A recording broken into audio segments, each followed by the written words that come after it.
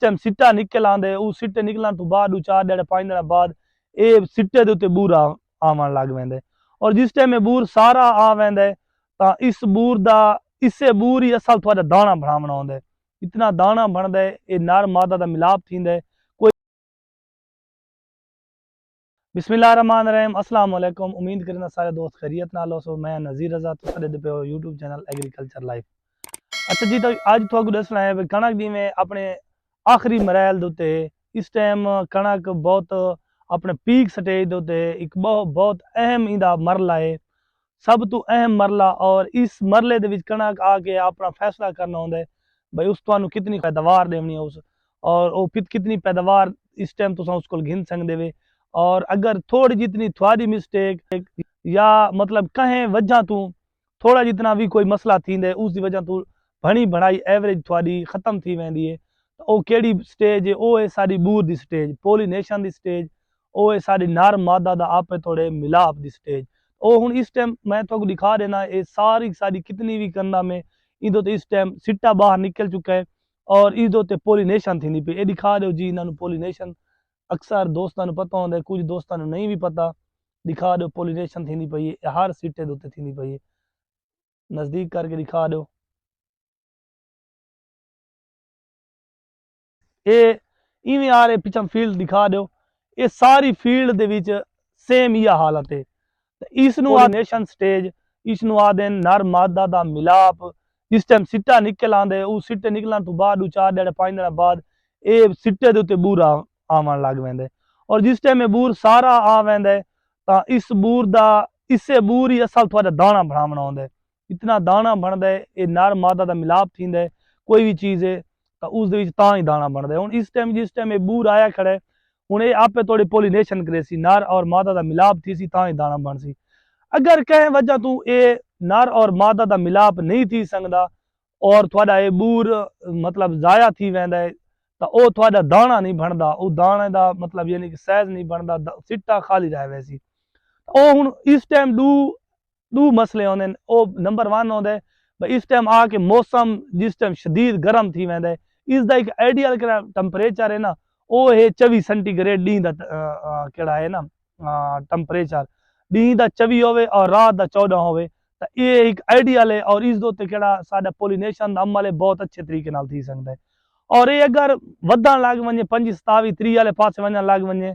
तो ये साडा एक आखू चा भाई इस वास्ते बहस है मौत का सबब बनता है पोलीनेशन केड़ा नर है ना पोलीनेशन दे विच केड़े पोलन भी आखू चा वो पोलन दी मतलब यानी कि डेथ थीवन लग वेंदी मरण लग वेंदे जिस टाइम टेंपरेचर ज्यादा थीवन लग वेंदे पोलन मरण लग वेंदे कमजोर थीवन लग वेंदे ओ अगर पोलीनेशन पहली गल कर नहीं सकदा अगर करेंदा भी है तो वो मतलब इतना कमजोर थी चुका होंदे उस दे नाल वो दाना सही उनका सहज नहीं बन सकदा तो इस टाइम जिस टाइम टेंपरेचर अगर नॉर्मल रहे तो बहुत अच्छी सारी पोलीनेशन थी सकती और कणक का केड़ा सहज है दाना वो सारा भराई अच्छा थी सकता है और अगर टेंपरेचर वध वने कहें मतलब यानी कि कहें टाइम आके टेंपरेचर जिमें वधदा है उतां थींदा है जिमें टेंपरेचर वधदा वैसी ये पोलन केड़ा है नर ये खत्म थींदा सी इंदा मतलब यानी कि मिलाप कम थी सी और ये साडा केड़ी पोलीनेशन दा अमल न थी सकसी और उस नाल साडा बूर आखू चा भाई ना होवन जी सी किर वैसी उसकी वजह तो साडा दाना ना बन सी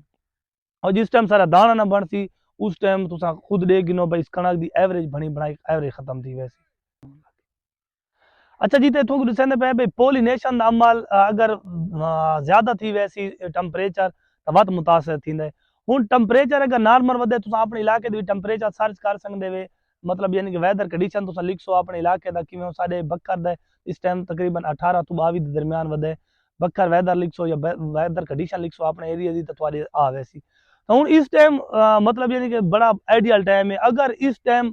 टेंपरेचर ज्यादा नहीं थींदा और ज्यादा थीवन दी बजाय साडियां बारिशां शुरू थी वेंदियां बारिशां बहुत ज्यादा डिस्टर्ब कर वेंदियां इस टाइम जिस टाइम बारिश आसी